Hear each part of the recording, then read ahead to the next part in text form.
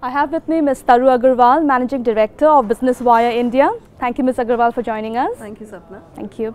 Well, it seems it's all really happening. Fourth, globally, as far as telecom is concerned. Second, internet penetration and smartphone, we also rank second. So, do you think this is really the golden age of India?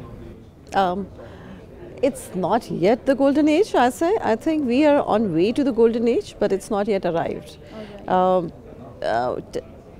Telecom penetration, or if we say the internet penetration has happened, but the penetration has happened, but the growth or the depth is not yet there. So we have people connected through their mobiles, through the broadband, but the number of users connected is still very low.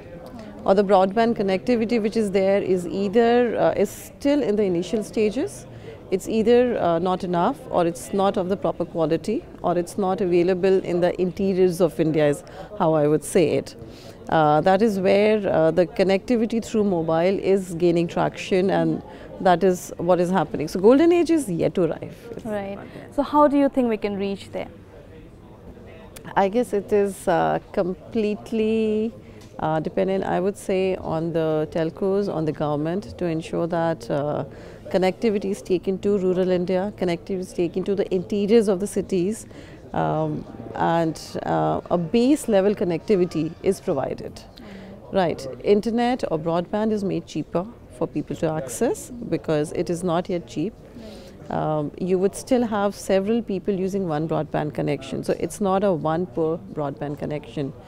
That kind of connectivity, once we start seeing that kind of connectivity, that is where we would say that we have arrived when it comes to connectivity in India. The golden age of connectivity will be there. So. If you could tell us as to how your organization is being an enabler to Digital India. Business Wire India, or Business Wire as the group, is an enabler for news for corporate India. Right. So we enable corporate India to distribute its news to the digital platforms around the world. So the advantage we provide to the world is that it's not just the text news which goes, it is the multimedia news that is going digital. Right. Unfortunately, at the moment, we are still in an age when it comes to news news broadcasts in the digital media, where news is still a reflection more of the text or the print news. So where the news that we would still broadcast, a lot of it is text news with a certain one or two images. Now that video news, which is the real crux of the thing, which should actually go up in number, which is what should become mainstream, has not yet happened.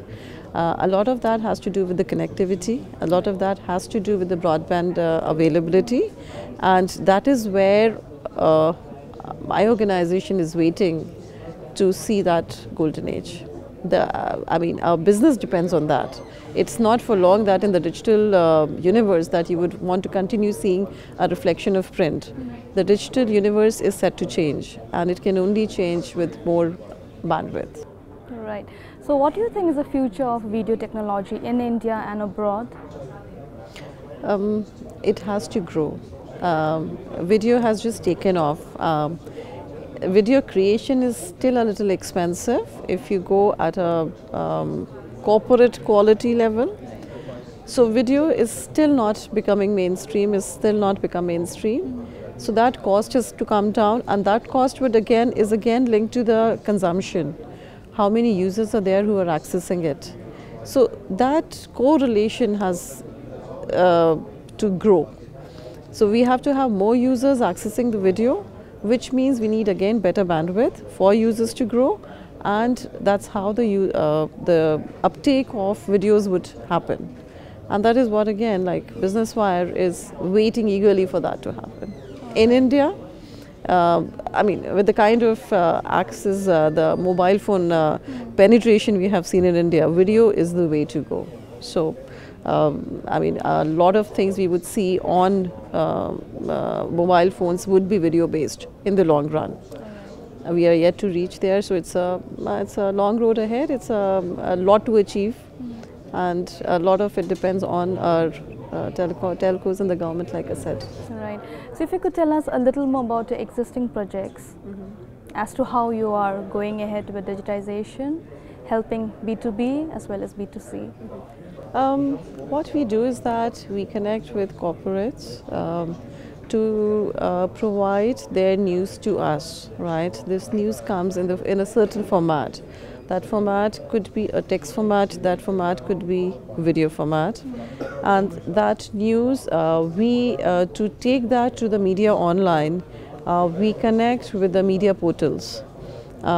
We connect with them at a technology level in the back end so that news can be picked up by them. And news that we transmit from our system goes through a lot of checks.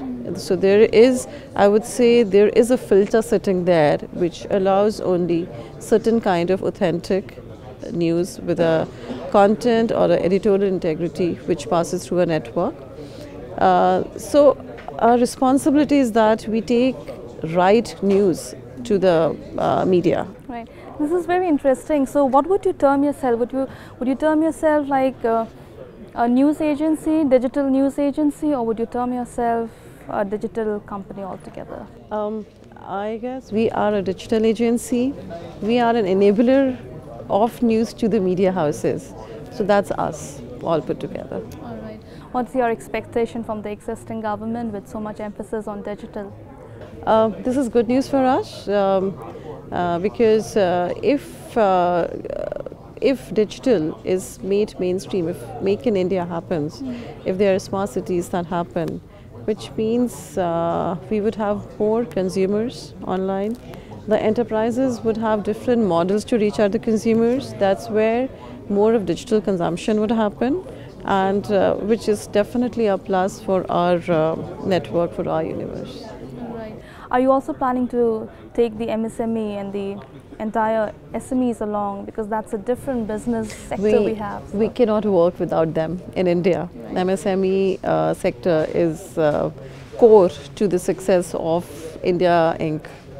So MSME, we have different packages, or we have different solutions for the MSME market.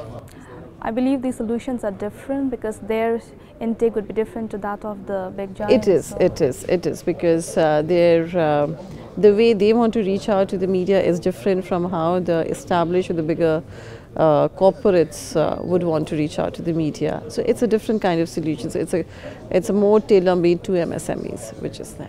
All right. Just one last question here. Overall, the scenario in India right now is really good for digital e-commerce, e-tailing happening. However, do you think the concept of Kirana stores, or for that matter, the real business happening, the wholesale market will remain, or would that also have a very big effect with the e-tailing coming into picture? Well, that's a question very close to my heart. I would say that I would want it to remain untouched, but the truth of the matter is that it will not remain untouched. E-tailing has already affected your mom and pop business. It has. The generations, I would say, the youngsters or the children being born in the last 10 years are the ones who are completely digitally enabled. Right. For them to reach out or to buy something online is very convenient. By the time they're grown-ups, and say another 10 years down the line, our models for shopping online with money would also be far more secure, and we would have far more option. So the mom and shops businesses would definitely be touched by this. There is no doubt about it. But then again, whenever there is a competition, there is more innovation which happens. How that innovation comes into the mom and shop business, we don't know. So the Kirana stores, what they transform into, it's for you and me, for all of us to wait and see. All right, great. Thank you so much for your time. Thank you, sir. Pleasure to meet you, Mr. Kumar. You too. Bye-bye.